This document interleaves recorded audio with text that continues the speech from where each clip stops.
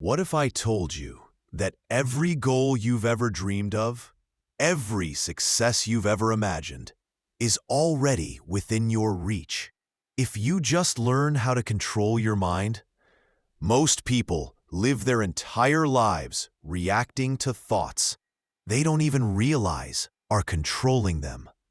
But the truth is, you have the power to reprogram your thinking, eliminate self-doubt, and create unstoppable focus and confidence. This audiobook is your step-by-step guide to mastering your inner world, because success doesn't start with action, it starts with mindset. In the next few minutes, you'll discover the mental habits of high achievers, the psychology behind motivation and discipline, and the hidden thought patterns that silently shape your future. So ask yourself, are you in control of your mind, or is your mind in control of you? Let's begin. Opening inspiration.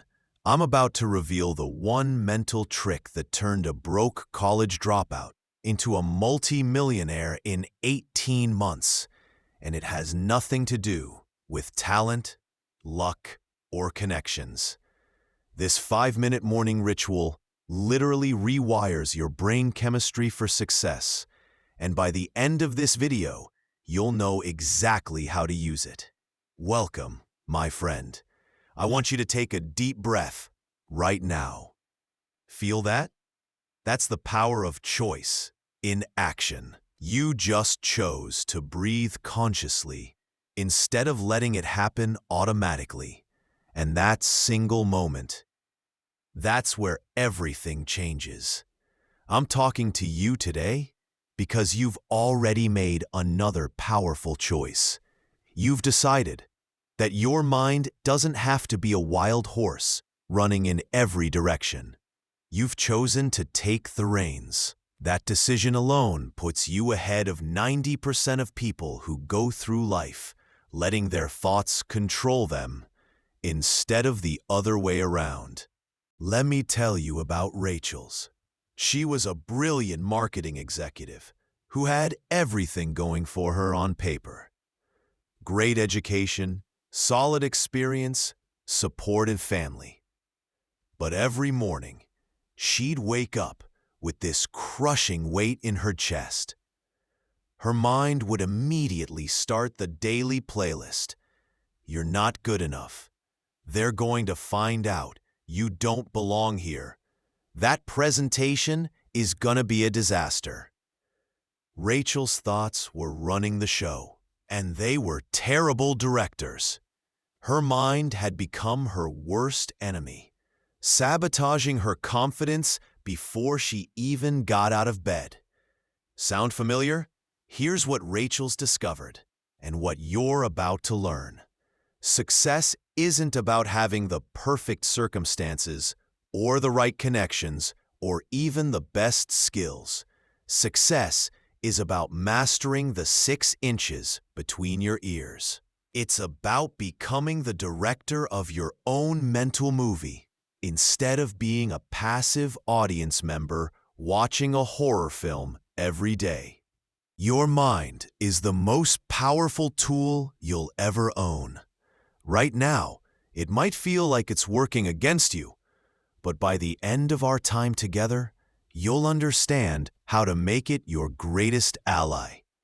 You'll learn to quiet the noise, amplify the wisdom, and create thoughts that actually serve your dreams instead of sabotaging them. This isn't about positive thinking or pretending everything is perfect.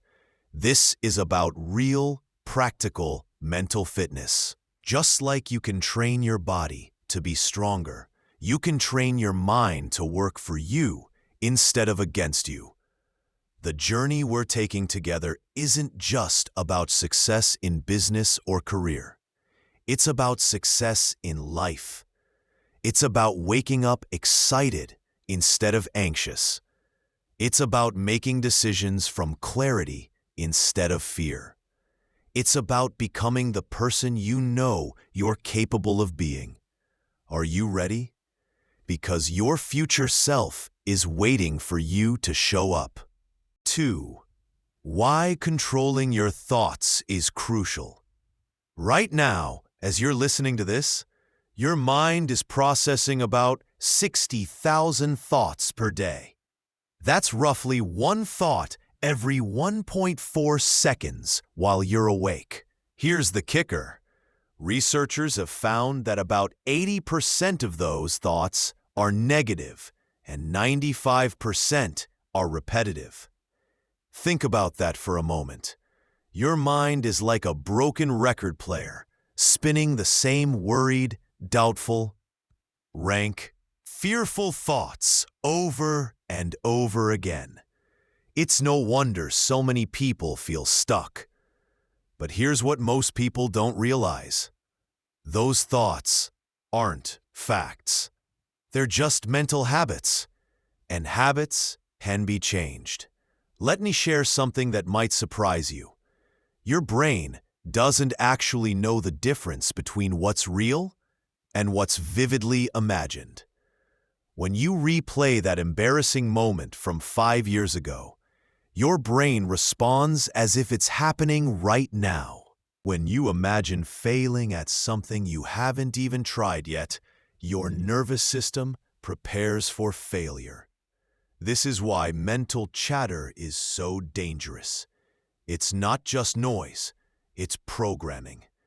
Every time you think I'm not smart enough, or I always mess things up, or nothing ever works out for me, you're literally training your brain to look for evidence that supports those beliefs. Dr. Caroline Leaf, a neuroscientist, discovered that we can actually see thoughts under a microscope. Positive thoughts look like beautiful, healthy trees with full branches. Toxic thoughts look like thorny, withered bushes. Your thoughts are literally reshaping your brain structure every single day. Here's a story that illustrates this perfectly. Michael Jordan was cut from his high school basketball team. His coach told him he wasn't good enough. Now, Michael could have let that thought loop endlessly. The coach is right. I'm not good enough. I'll never make it. Instead, he used that moment as fuel. He controlled his mental response and turned it into determination. Years later, Jordan said, "I've missed more than 9,000 shots in my career. I've lost almost 300 games. 26 times, I've been trusted to take the game-winning shot and missed.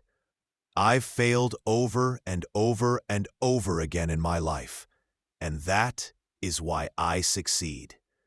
Same circumstances, different thoughts, completely different outcomes. The truth is, you're already controlling your thoughts. You just might not be doing it consciously. When you worry, you're directing your mental energy toward what you don't want. When you ruminate about past mistakes, you're choosing to replay painful experiences. When you catastrophize about the future, you're essentially practicing failure in your mind. But what if you could flip that script? What if you could direct that same mental energy toward what you do want? What if instead of practicing failure, you practiced success? This isn't about denial or toxic positivity. It's about recognizing that you have a choice in every moment. You can let your thoughts run wild, or you can step into the driver's seat. The most successful people I know aren't necessarily the smartest or the most talented. They're the ones who've learned to catch their thoughts before those thoughts catch them.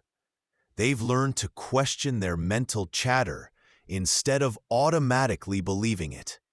Your thoughts create your feelings.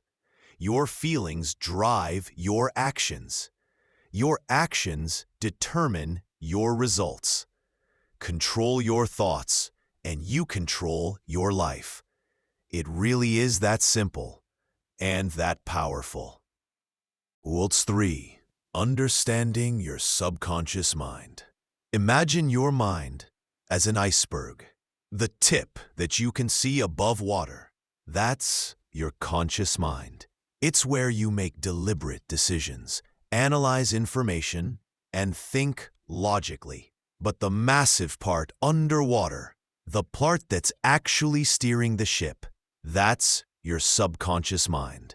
Scientists estimate that your subconscious mind is responsible for about 95% of your behavior. Let that sink in. Only 5% of your daily actions come from conscious choice.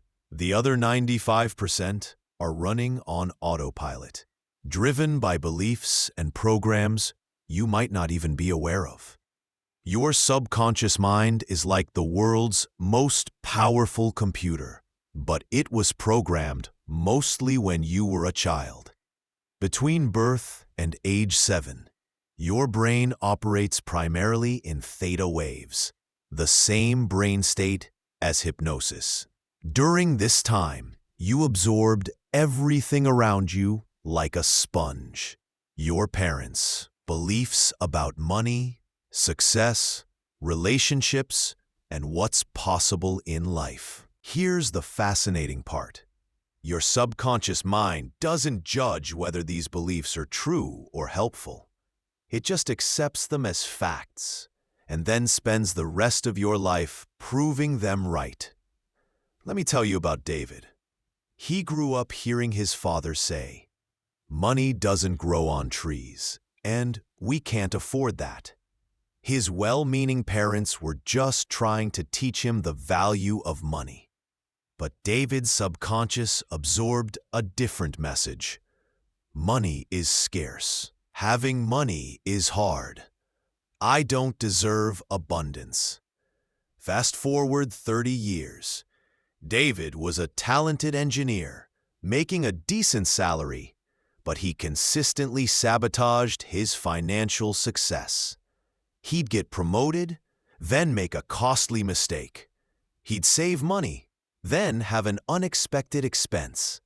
His conscious mind wanted financial freedom, but his subconscious mind was running a completely different program. This is why willpower alone rarely creates lasting change. You can consciously decide to think differently, but if your subconscious beliefs haven't changed, you'll keep getting pulled back to your old patterns. The good news? Your subconscious mind can be reprogrammed at any age. It just requires consistency and the right techniques. Your subconscious communicates through patterns, emotions, and repetition. It's constantly scanning your environment for information that matches your existing beliefs. If you believe you're unlucky, your subconscious will highlight every inconvenience and ignore every blessing. If you believe you're capable and deserving, it will start noticing opportunities everywhere. This is called confirmation bias, and it's happening whether you're aware of it or not. The question is, what beliefs are you confirming? Here's a simple exercise to start recognizing your subconscious programs.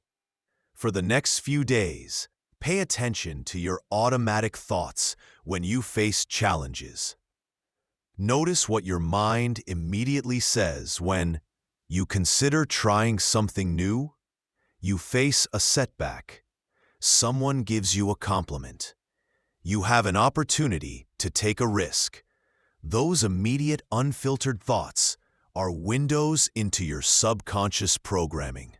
They're showing you the beliefs that are currently running your life. One woman I worked with, Lisa, discovered that her automatic thought in any challenging situation was, "This is too hard for me." She realized this came from childhood experiences where her older siblings were always better at everything. Her subconscious had decided that challenging meant impossible for her. Once Lisa recognized this pattern, she could start changing it. Instead of automatically thinking, This is too hard. She began catching herself and choosing a new thought. This is a chance for me to grow. It took repetition, lots of it, but gradually, her subconscious began accepting this new program. Challenges became opportunities instead of threats. Her entire life trajectory changed because she changed one automatic thought pattern. Your subconscious mind is incredibly powerful, but it's also incredibly loyal. Whatever you consistently tell it, it will believe. Whatever you repeatedly imagine, it will work to create. Whatever you emotionally reinforce, it will make your reality. The key is to start working with your subconscious as a partner instead of being controlled by it. When you understand how it operates, you can begin to consciously program it for success instead of letting childhood experiences and random circumstances determine your destiny. 4. Daily habits for mental mastery. Mental fitness isn't built in a day. It's built day by day. Just like physical fitness requires consistent exercise, mental mastery requires consistent practice. The beautiful thing is, you don't need hours each day.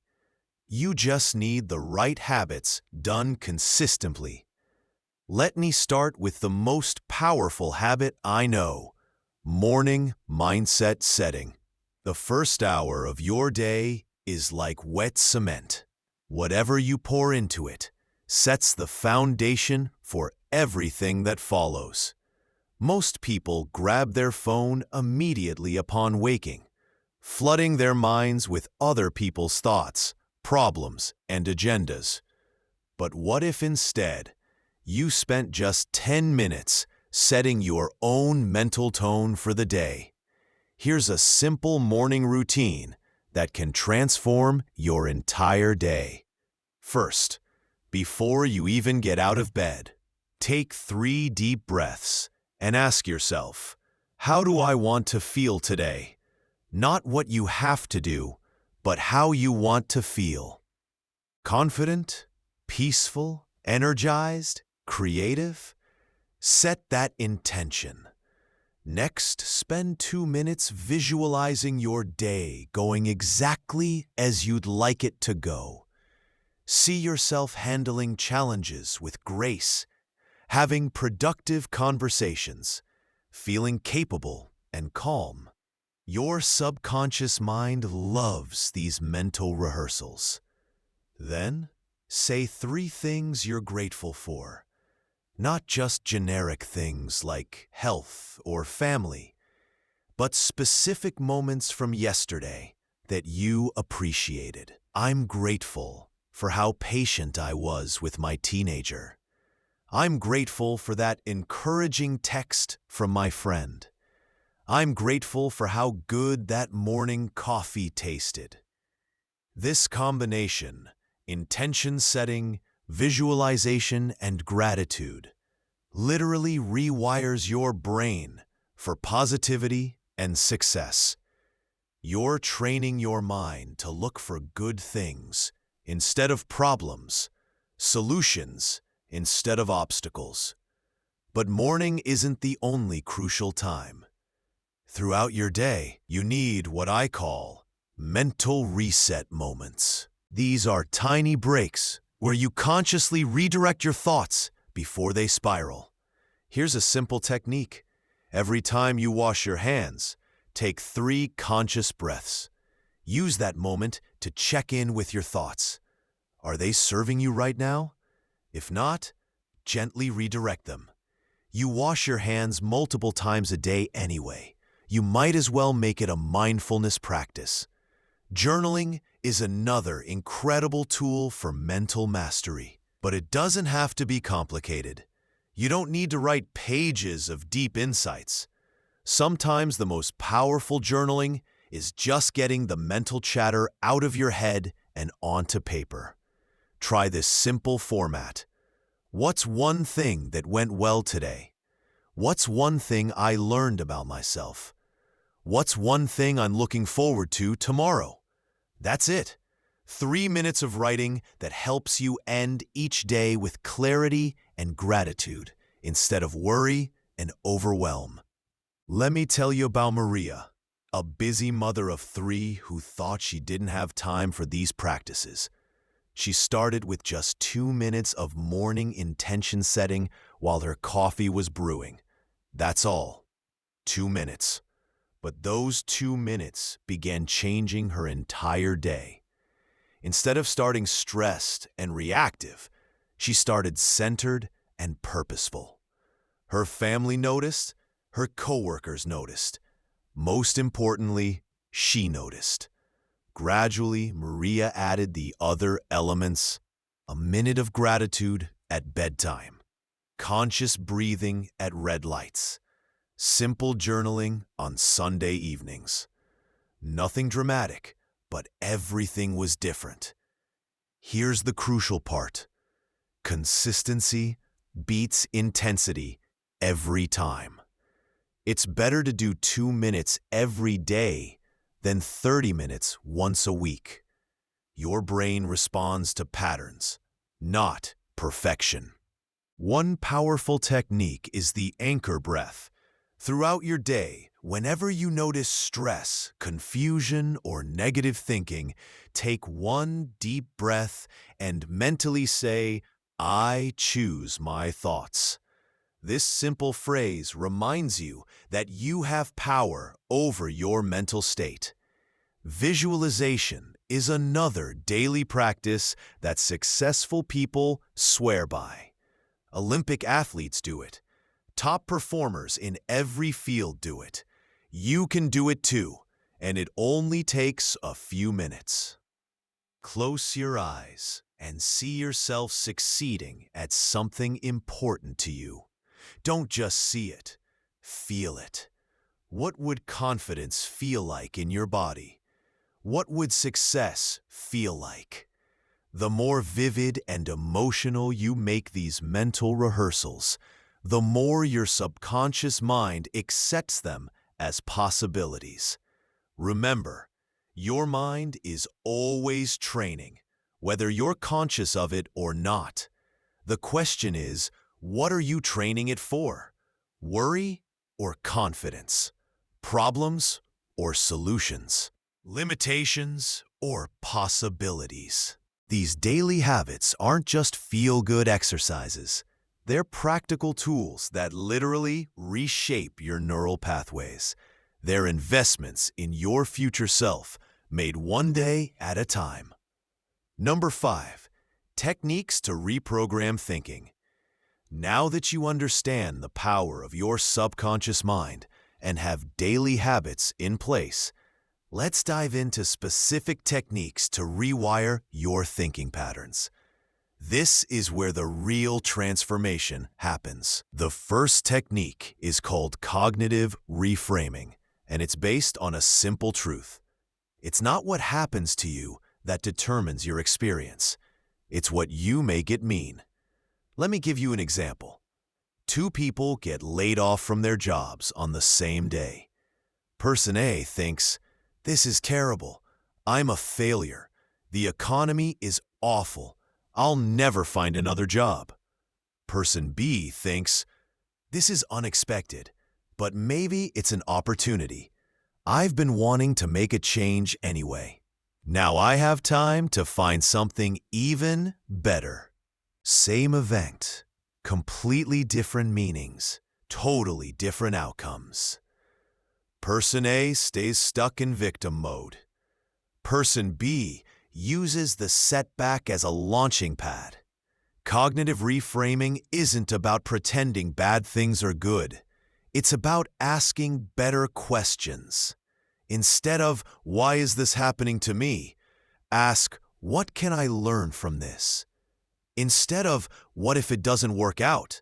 ask, "What if it works out better than I imagined?" Here's a powerful reframing technique I call the story flip. When something challenging happens, write two versions of the story. First, write the victim version. All the reasons this is terrible and unfair. Get it all out. Then, write the hero version. How this challenge is actually preparing you for something greater, teaching you something important, or opening a door you couldn't see before.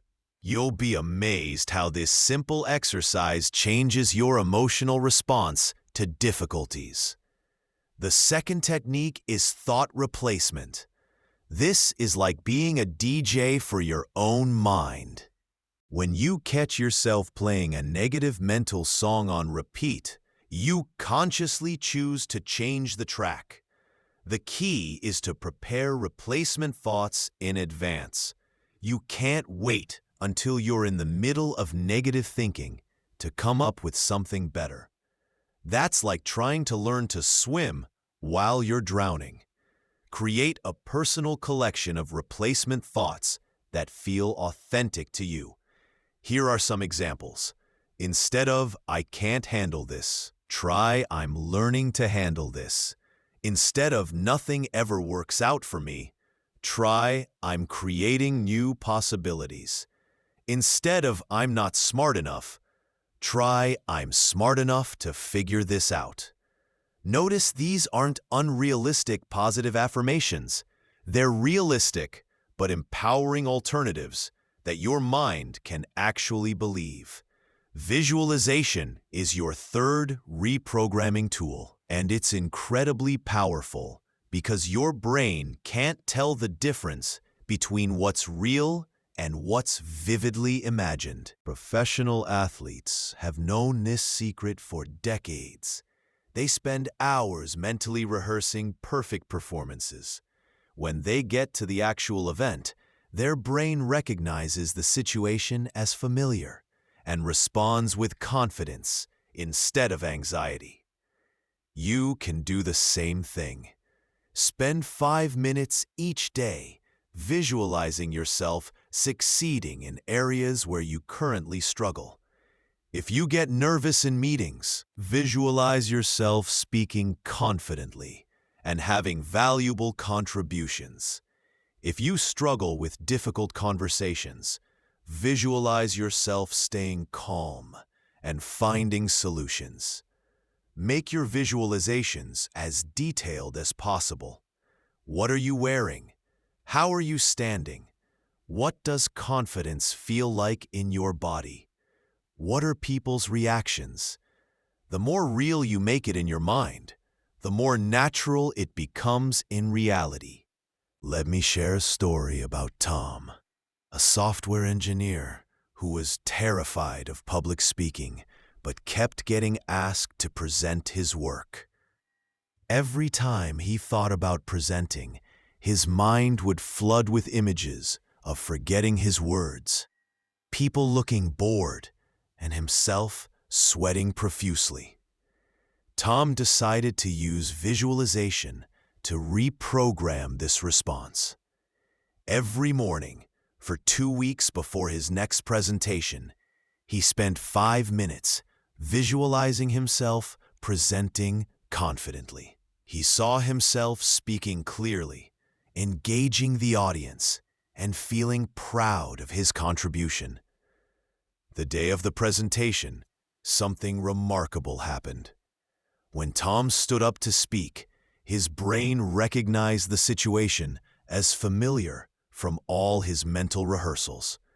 If you're struggling financially and you say, "I am wealthy," your brain immediately responds with, "No, you're not. This is ridiculous."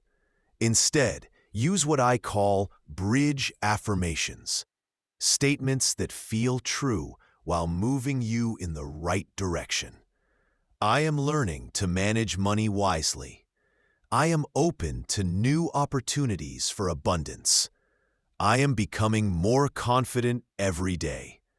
These feel authentic while still programming your mind for positive change.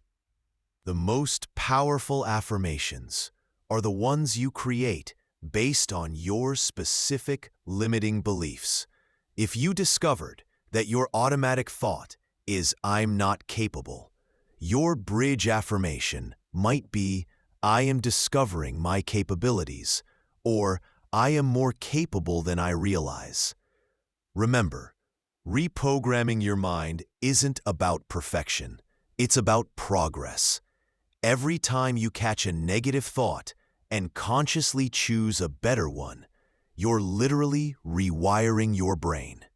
Every time you visualize success instead of failure, you're training your nervous system for confidence instead of anxiety. Be patient with yourself. These patterns have been years in the making. They won't change overnight. But with consistent practice, you'll start noticing shifts. Challenges won't feel as overwhelming. Opportunities won't feel as scary. You'll begin to trust yourself in ways you never have before. Number 6.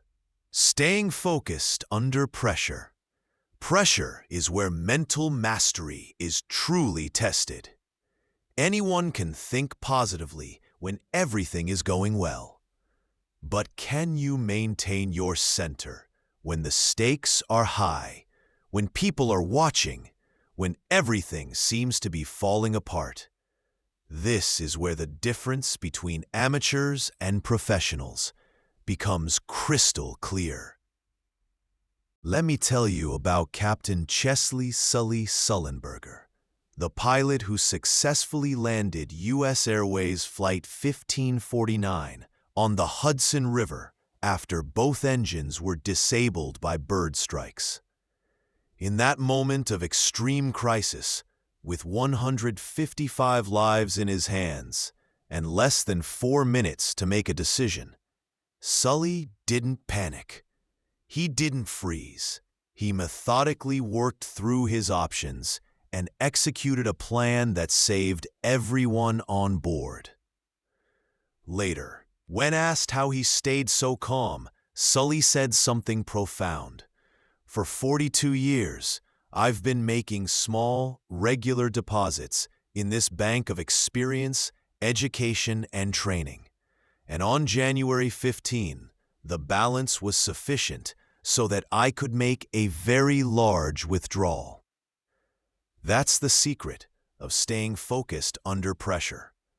You can't develop mental toughness in the moment you need it. You develop it day by day through consistent practice, so it's available when you need it most. Here's your first tool for pressure situations: the stop technique. Stop whatever you're doing. Take a breath. Observe what's really happening, not what your mind is making it mean. Proceed with intention. This simple acronym gives you a pattern to follow when your mind starts racing. It creates a pause between stimulus and response, which is where your power lives.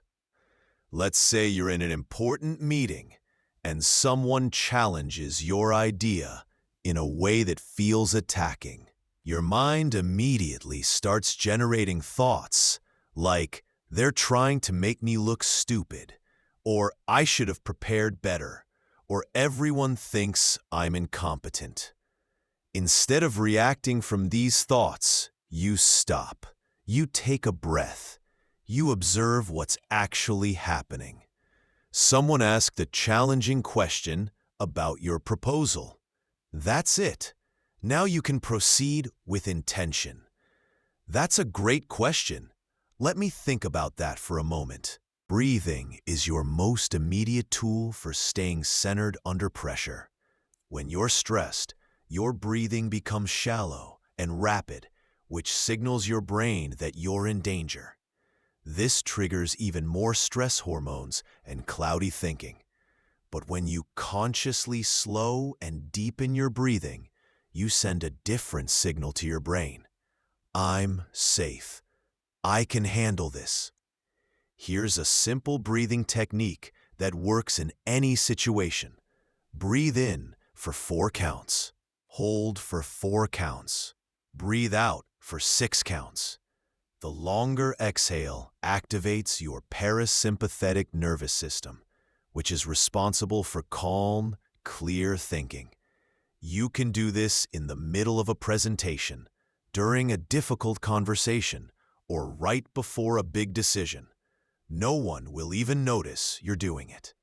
Grounding techniques are another powerful tool for staying present under pressure.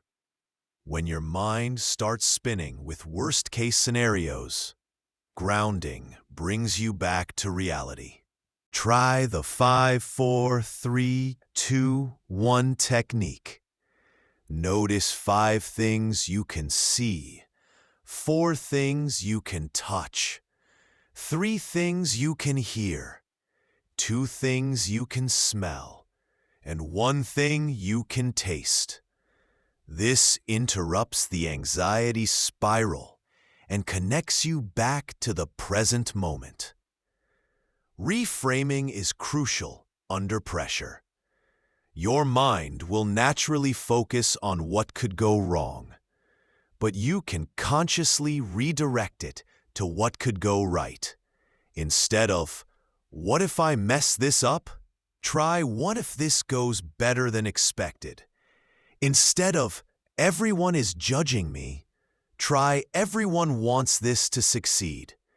Instead of, "I can't handle this," try, "This is my chance to show what I'm capable of." Let me share a story about Jessica, a marketing director who had to present a new campaign strategy to the company's board of directors. She'd never presented to the board before, and her mind was creating all kinds of disaster scenarios. The night before the presentation, Jessica used the reframing technique. Instead of visualizing everything that could go wrong, she spent 10 minutes visualizing everything going right.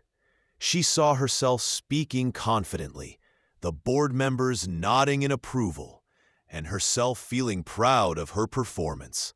The next day, when Jessica walked into that boardroom, her mind recognized the situation as familiar from her visualization. Instead of panic, she felt prepared. The presentation was a huge success, and Jessica was promoted 6 months later. Pressure often comes with the feeling that you have to be perfect, but perfectionism is actually the enemy of peak performance. When you're trying to be perfect, you're focused on avoiding mistakes instead of creating success. Championship athletes know this secret. They don't aim for perfection. They aim for excellence.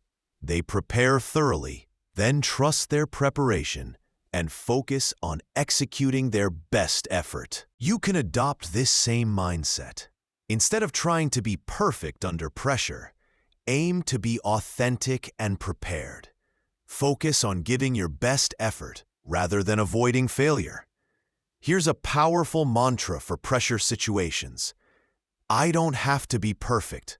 I just have to be present. Remember, pressure is a privilege. It means you're in a position where your actions matter. It means people are counting on you. It means you have the opportunity to make a significant impact. The next time you feel pressure building, try this reframe. This pressure means I'm exactly where I'm supposed to be, doing exactly what I'm meant to do. Number 7, turning setbacks into growth. Here's a truth that might sting a little. You're gonna fail. You're gonna face rejection. Things aren't gonna go according to plan. Dreams will sometimes crumble. Plans will fall apart. It's not a matter of if, it's a matter of when. But here's the liberating truth. None of that has to mean anything about your worth, your potential, or your ultimate success. In fact, setbacks are often the exact experiences that prepare you for the success you're meant to have. Let me tell you about a young man who was fired from a newspaper for lacking imagination and having no original ideas. He started several businesses that failed. He had what others considered a nervous breakdown and was told by doctors he should find a less stressful line of work. That man was Walt Disney. His failures taught him resilience, creativity, and the importance of believing in his vision, even when others didn't.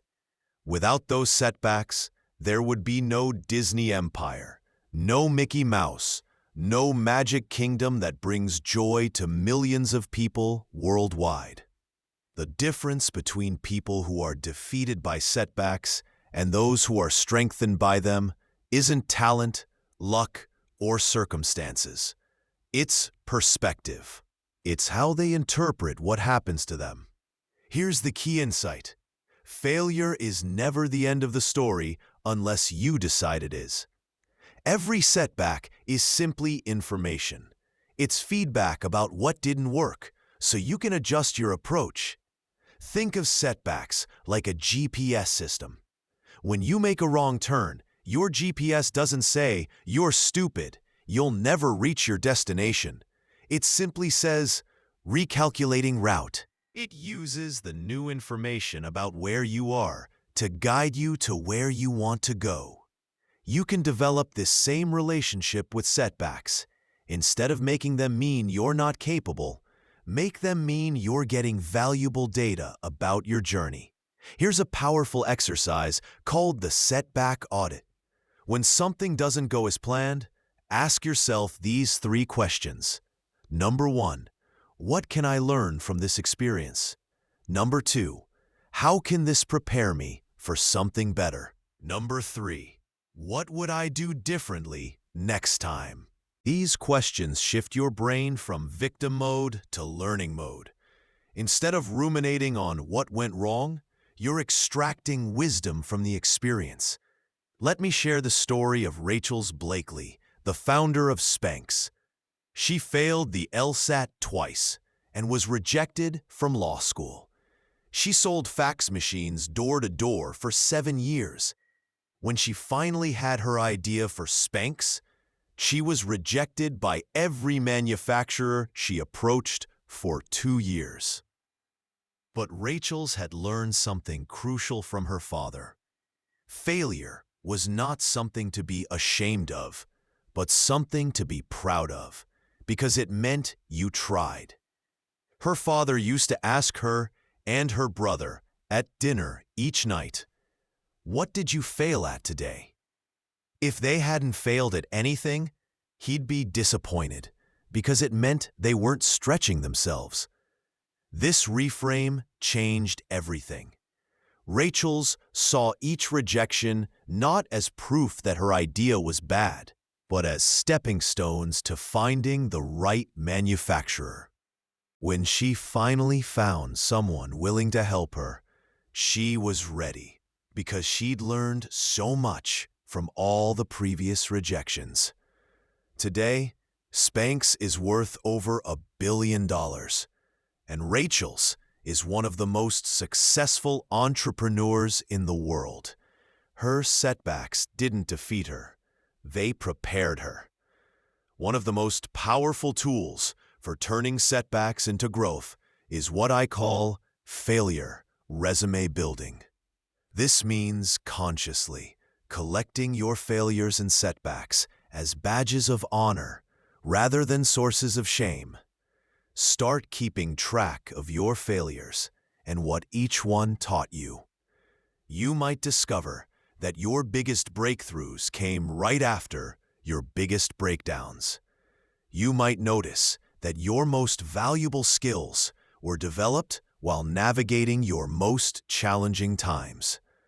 Here's another crucial mindset shift. Stop trying to avoid failure and start trying to fail better.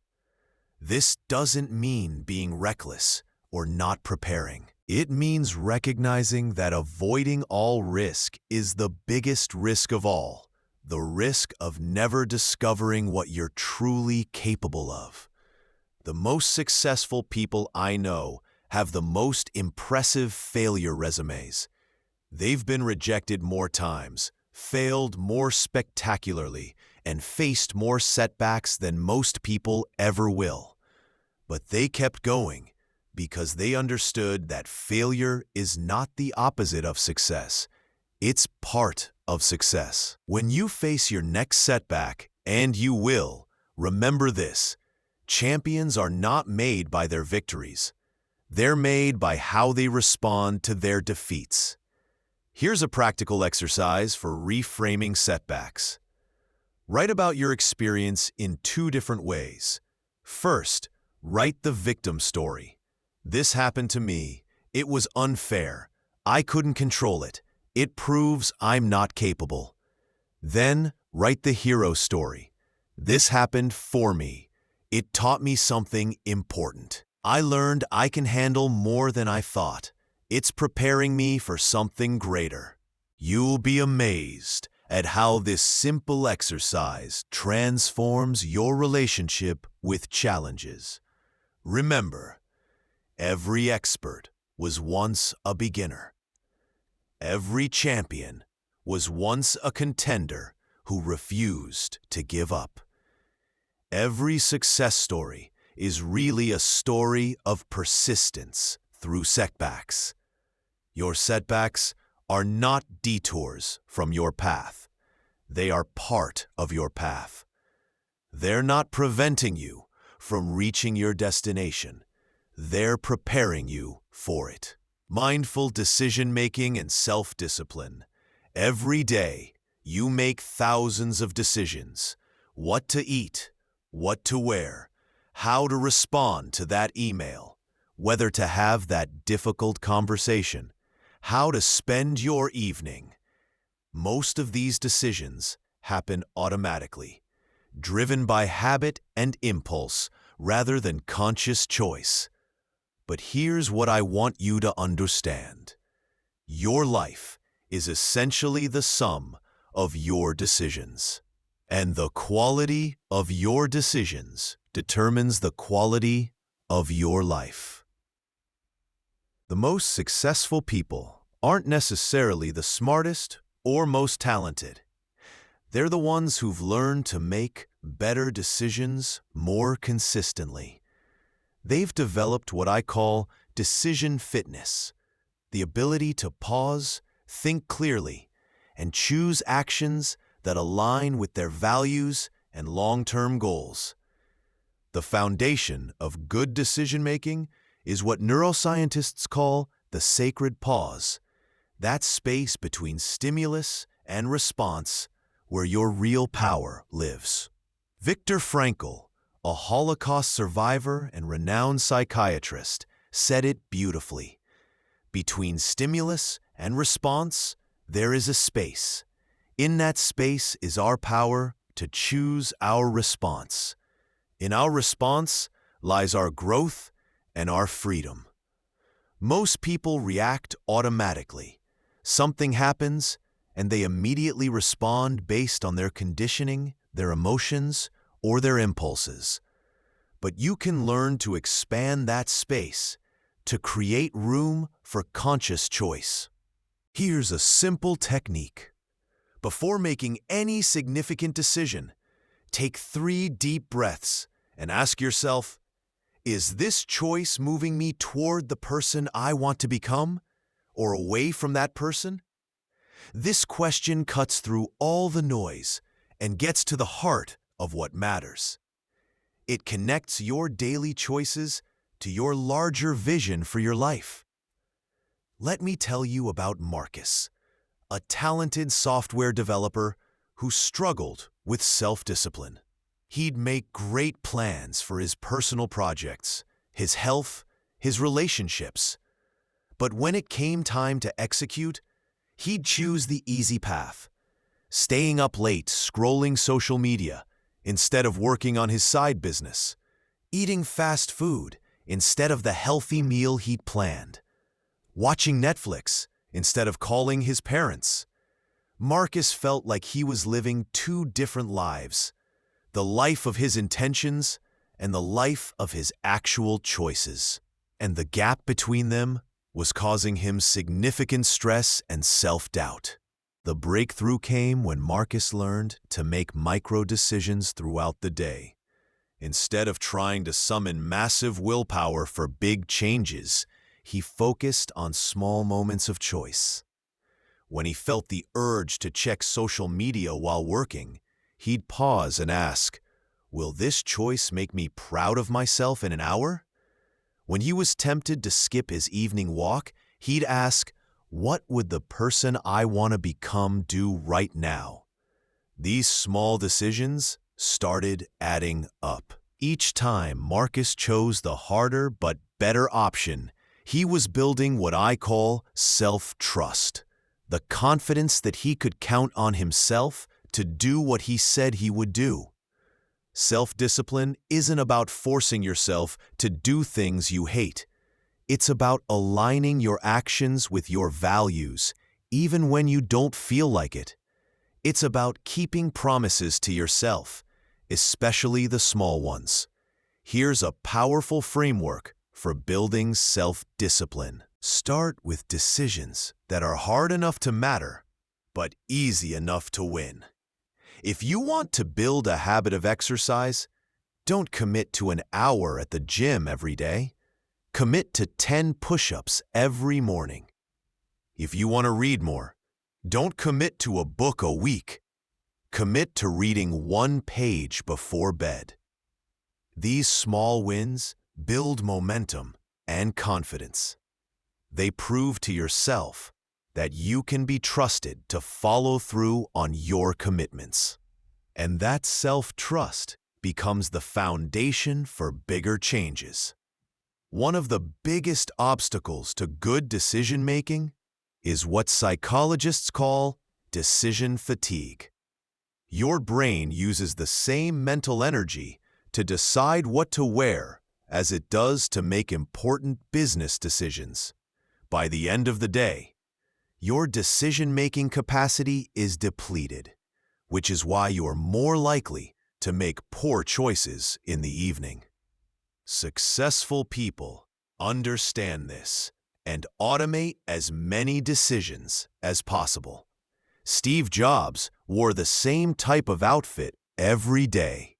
Barack Obama only wore blue or gray suits as president.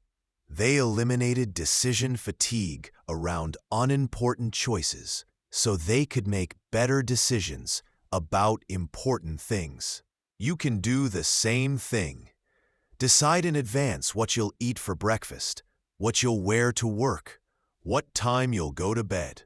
Create systems and routines that remove the need to make these decisions in the moment. Another key to mindful decision-making is understanding your decision-making patterns.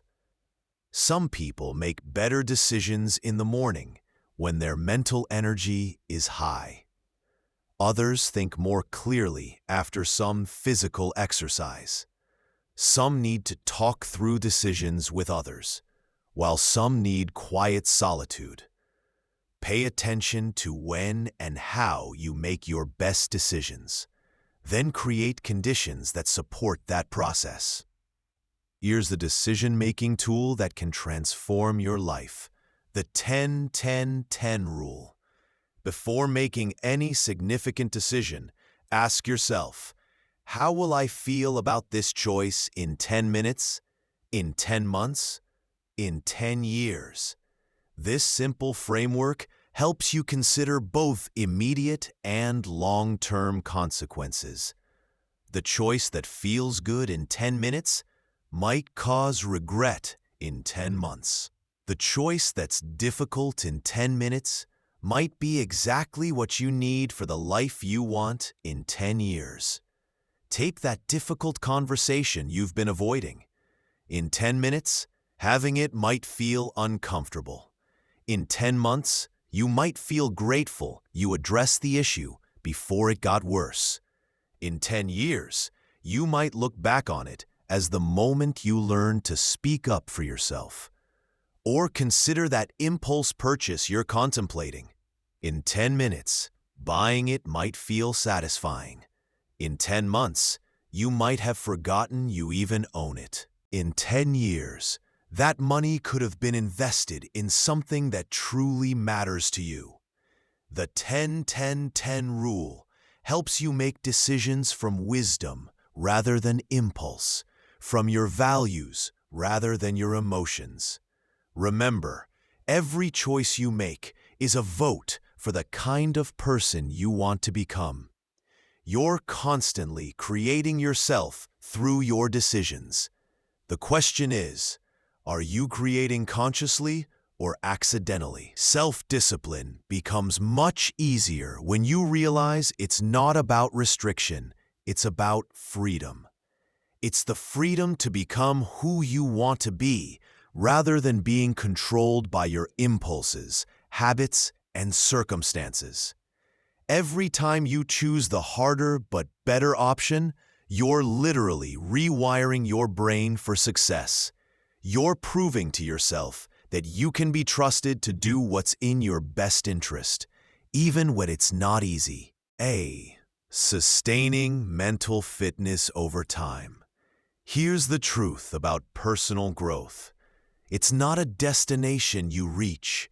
It's a journey you stay committed to. Mental fitness, like physical fitness, requires ongoing maintenance. You can't work out for 6 months, get in great shape, and then stop exercising and expect to stay fit. The same principle applies to your mind. The challenge most people face isn't starting, it's sustaining. They get excited about change, implement new habits for a few weeks or months, see some progress, and then gradually slip back into old patterns. Sound familiar? The secret to long-term mental fitness is building what I call sustainable systems, rather than relying on motivation or willpower. Motivation gets you started, but systems keep you going. Let me tell you about Jennifer, a marketing executive who attended one of my workshops 3 years ago. She was inspired, made commitments to change, started journaling and meditating daily. For about 2 months, she was on fire. Her mindset was positive, her energy was high, her relationships improved. But then life got busy. A big project at work, her daughter's soccer season, a family crisis. One by one, her new habits fell away. 6 months later, she was back to her old patterns of stress, overwhelm, and negative thinking. Jennifer thought she had failed, but she hadn't. She had simply relied on the wrong strategy. She was trying to maintain her practices through sheer willpower, rather than integrating them into her life in a sustainable way. Here's what Jennifer learned the second time around. Consistency beats intensity.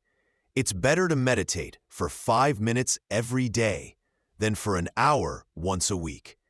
It's better to journal 1 sentence every night than to write pages sporadically. The key is to make your mental fitness practices so simple and integrated into your existing routine that they become automatic. Jennifer started linking her new habits to things she already did consistently. She did her breathing exercises while her coffee was brewing. She practiced gratitude while brushing her teeth. She did her visualization while waiting at red lights. These habit stacks made her practices effortless because they piggybacked on behaviors that were already automatic. Another crucial element of sustaining mental fitness is having what I call checkpoint systems. Regular times when you assess how you're doing and make adjustments. I recommend doing a mental fitness check-in once a week. Ask yourself, what thoughts have been dominating my mind this week? How have I been responding to challenges? What patterns am I noticing in my behavior? What adjustments do I need to make? This isn't about judging yourself or feeling guilty about slip-ups. It's about staying conscious and making course corrections before small deviations become major setbacks. Think of it like maintaining a car. You don't wait for your car to break down before you check the oil or the tire pressure. You do regular maintenance to prevent problems and ensure optimal performance. Your mind deserves the same attention. Accountability is another powerful tool for sustaining mental fitness. Research shows that you're 65% more likely to achieve a goal if you commit to it with another person. You're 95% more likely to achieve it if you have specific accountability check-ins with that person. This could be as simple as texting a friend every Sunday about your mental fitness practices for the week, or finding a mental fitness buddy who's on a similar journey and checking in with each other regularly. The key is to make your commitment external, not just internal. When you know someone else is counting on you to show up, you're much more likely to follow through. One common mistake people make is trying to change everything at once. They create elaborate new routines with multiple habits and high expectations. This almost always leads to overwhelm and eventual abandonment of the practices. Instead, focus on one habit at a time. Master it. Make it automatic. Then add the next one. If you want to start journaling, meditation, and visualization, pick one. Do it consistently for at least a month until it feels natural. Then add the second practice. This might seem slower, but it's actually much faster because you're building habits that stick rather than temporary bursts of activity. Here's another crucial insight. Your mental fitness practices need to evolve as you grow. What works for you today might not work as well 6 months from now. Stay flexible and experiment with different approaches. Maybe meditation worked great for you as a beginner, but now you need more active practices like walking meditation or movement-based mindfulness. Maybe journaling in the evening used to be perfect, but now morning pages serve you better. The key is to stay curious about what works for you, rather than rigidly sticking to practices that have lost their effectiveness.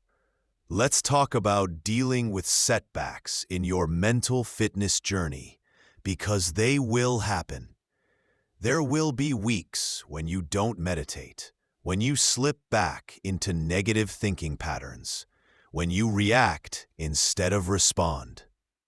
The biggest mistake people make is using these setbacks as evidence that they can't change, that they're not disciplined enough, that the practices don't work.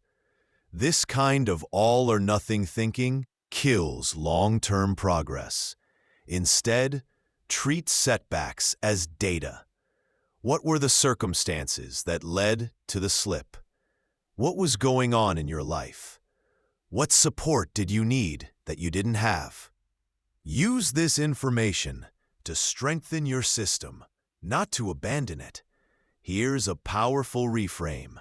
Instead of having perfect weeks and failure weeks, aim for learning weeks. Every week teaches you something about what works for you and what doesn't. Finally, remember that mental fitness is not about becoming a different person. It's about becoming more fully yourself. The version of yourself that's not limited by unconscious patterns, reactive habits, or limiting beliefs. You already have everything you need for mental fitness. You have a brain that can learn, change, and grow. You have the ability to choose your thoughts and responses. You have access to moments throughout your day when you can practice these skills. The question isn't whether you're capable of mental fitness. The question is whether you're committed to it. Final summary and success blueprint. Take a deep breath with me right now. Feel that sense of possibility in your chest? That's your future self calling. We've covered a lot of ground together, and I want to make sure you leave with a clear, simple plan for implementing everything you've learned. Because information without implementation is just entertainment. Let's recap the key insights that can transform your life. Your mind processes 60,000 thoughts per day, and most of them are negative and repetitive. But thoughts aren't facts. They're mental habits that can be changed. Your subconscious mind controls 95% of your behavior, running programs that were mostly installed in childhood. But these programs can be rewritten at any age through consistent practice and the right techniques. Success isn't about having perfect circumstances or avoiding challenges. It's about mastering your mental responses to whatever life brings your way. Daily habits are more powerful than dramatic changes. 5 minutes of consistent practice beats an hour of sporadic effort every time. Setbacks aren't evidence of failure. They're feedback for improvement. Every challenge is preparing you for the success you're meant to have. Your decisions determine your destiny, and the quality of your life is the quality of your decisions. The space between stimulus and response is where your power lives. Mental fitness, like physical fitness, requires ongoing maintenance. It's not a destination, but a journey of continuous growth. Now, here's your success blueprint. A simple daily plan that integrates everything we've discussed. Morning, 5 minutes. 3 deep breaths with intention setting. Visualize your day going well. State 3 specific things you're grateful for. Throughout the day, use transition moments, washing hands, waiting in line, for conscious breathing. Practice the stop technique when feeling overwhelmed. Ask, is this thought serving me? When you notice negative mental chatter. Evening, 3 minutes. Journal 3 simple questions. What went well? What did I learn? What am I looking forward to? 1 minute of gratitude for the day's experiences. Set tomorrow's intention. Weekly, do a mental fitness check-in. What patterns am I noticing? What adjustments do I need to make? That's it. 8 minutes a day and 1 weekly check-in. Simple enough to sustain, powerful enough to transform your life. But here's what I really want you to remember. You don't have to be perfect at this. You just have to be consistent. Progress, not perfection, is the goal. Every time you catch a negative thought and consciously choose a better one, you're rewiring your brain for success. Every time you pause before reacting, you're building emotional intelligence. Every time you reframe a challenge as an opportunity, you're developing resilience. You're not trying to become someone different. You're removing the obstacles that prevent you from being who you already are at your core. Capable, worthy, and designed for success. Your mind is the most powerful tool you'll ever own. You can use it to create the life you want, or you can let it run wild and create a life you don't want. The choice is yours, and you make it new every single day. I want to leave you with this powerful affirmation. Say it with me. I am the master of my thoughts. I choose responses that serve my highest good. I turn challenges into opportunities and setbacks into comebacks. I am committed to my growth, and I trust myself to create the life I desire. My mind is my ally, and together we are unstoppable. Your journey of mental mastery starts now. Not tomorrow, not next week, not when conditions are perfect. Right now, in this moment, with your next thought, your next breath, your next choice. The person you're meant to become is waiting for you to show up, and you have everything you need to make it happen. Your success story starts with the story you tell yourself in your mind. Make it a good one.